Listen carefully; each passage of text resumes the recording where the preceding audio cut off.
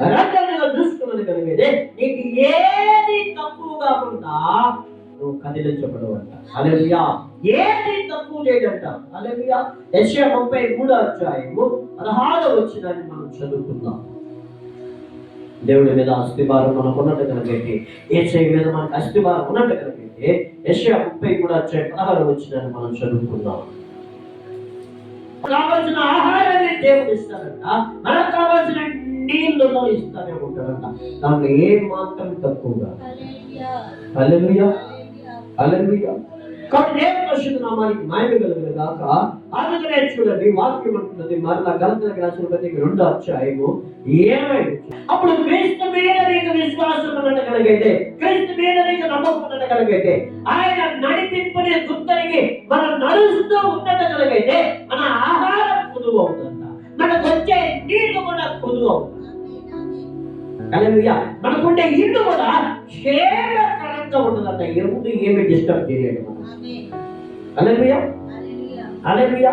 అప్పుడు చూడండి మనమే ఏం కావాలి, మనకి దైవికమైన జ్ఞానం కావాలి. హల్లెలూయా. మనం కదిలించబడకుండా నీ జీవితంలో నా జీవితంలో ఉండాలనుకున్నట్లయితే మొదటి మనకు కావాల్సింది దైవికమైన జ్ఞానం మనకు కావాలి. హల్లెలూయా. అప్పుడు బైబిల్ మనం ఎంత దైవికమైన జ్ఞానం కావాలంటే ఏం చేయాలి? బైబిల్లో ఉండే వచనాలు మనం ఎత్తులాడాలి. హల్లెలూయా. బైబిల్ని చదవాలి, బైబిల్ని ధ్యానించాలి. ప్రభు బైబిల్ నాకు అర్థం చేయించు నాయన అని చెప్పాలి. హల్లెలూయా. రెండవదిగా శబ్దములో నింపబడుతూ ఉండాలి.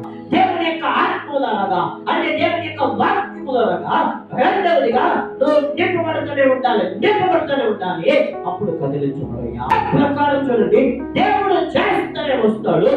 మూడవదిగా చూసుకోగలిగితే నీకు కావాల్సిన ఆహారం, నీకు కావాల్సిన మంచి నీళ్లు, నీకు కావాల్సిన మంచి ఇల్లు కలిగి ఉంటారు ఆటోమేటిక్ గా. హల్లెలూయా. ఏ మాత్రం తేడా లేదు. అయితే నీవు ఆయన్ని సృష్టించాలి. హల్లెలూయా. హల్లెలూయా. అందుకనే పేతురు అంటున్నాడు, పేతురు 1 పేతురు 2:6 1 పేతురు 2:6 చూసుకున్నాడు కదా. ప్రవచన నెరవేరిందా? ప్రవచన ఏడ చెప్పాను? యెషయాలో 28:16 ఆ ప్రవచిస్తూ ఉన్నాడు యెషయా.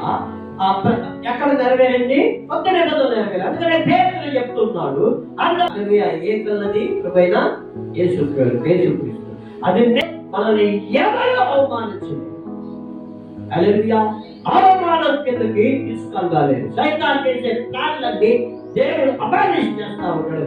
ఎలాగంటే యేసయ్య మీద పెట్టుకున్న విశ్వాసం మీద నీకు జ్ఞానము, దైవికమైన జ్ఞానం కలుగుతూనే ఉంటుంది. హల్లెలూయా. రెండవదిగా దేవుడిని నింపుతానే ఉంటారు. మూడవది నీకు కావాల్సిన ఆహారం, నీకు కావాల్సిన మంచి ఇల్లు, నీకు కావాల్సిన మంచి నీళ్లు, నీకు కావాల్సిన సమాధానం, సంతోషం. హల్లెలూయా. కాబట్టి ఈ దినములో కూడా ఈరోజు కూడా దేవుడు నిన్ను నన్ను కదిలించకుండా ఆయన ప్రతిరోజు ప్రతి నిమిషం కాపాడుతూనే ఉన్నాం. హల్లెలూయా. దేవుడి కొద్దిగా వాక్యం జీవించుగా ప్రార్థన చేస్తాం.